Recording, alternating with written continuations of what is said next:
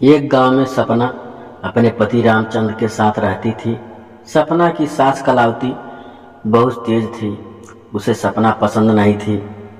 एक दिन कलावती ने रामचंद्र से कहा, बेटा तेरी बहू दिन भर केवल घर का काम करती है, इससे कह यह भी कुछ काम करे जिससे पैसे आए।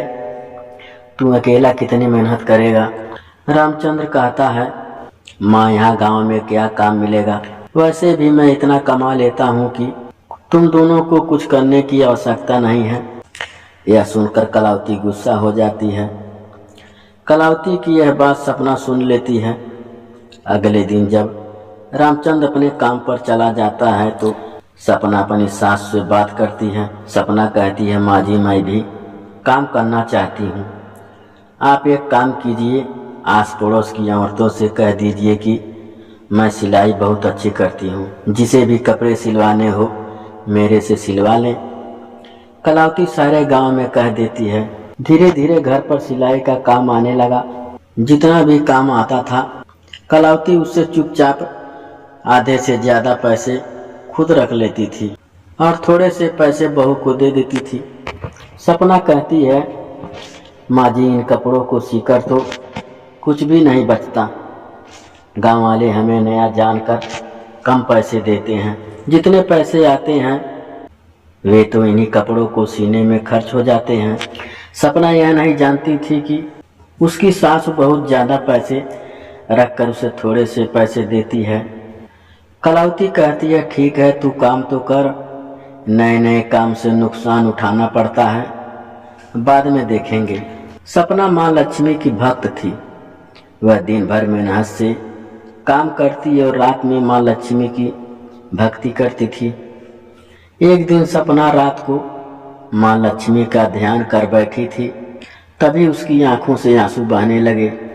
उसने माँ लक्ष्मी से कहा, माँ मैं और मेरे पति दिन भर इतनी मेहनत करते हैं, फिर भी हमेशा हम परेशान रहते हैं, आप ही बताओ क्या करें। इसी तरह बातें करते करते सपना सो जाती है और अगले दिन उठकर अपने काम में लग जाती है। अगले दिन जब सपना सिलाई कर रही थी तब एक छोटी सी लड़की उसके पास आती है।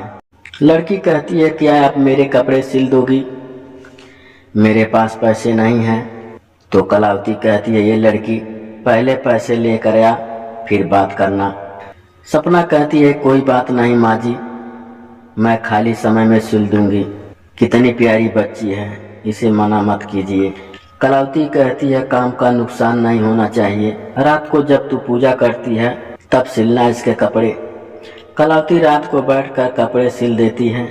अगले दिन जब वह लड़की आती है, लड़की कहती है, आपने तो बहुत सुंदर कपड़े सिले हैं, मेरे पास आपको देने के लिए पैसे तो नहीं हैं, लेकिन यह मिट्टी का घड़ा है, इसे आप रख लीजिए, इसे संभाल कर रखना और आपके पास जितने भी पैसे आए इसमें से कुछ इसमें रख देना।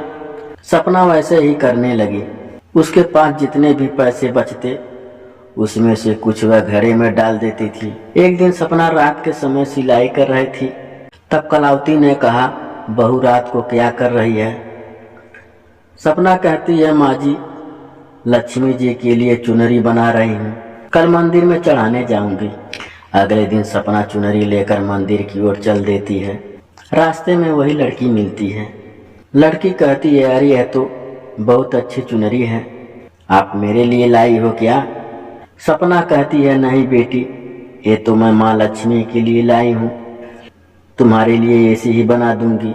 लड़की ने कहा, नहीं मुझे तो यही चाहिए, आप यह मुझे दे दीजिए, समझ लेना माँ लक्ष्मी को दे दी।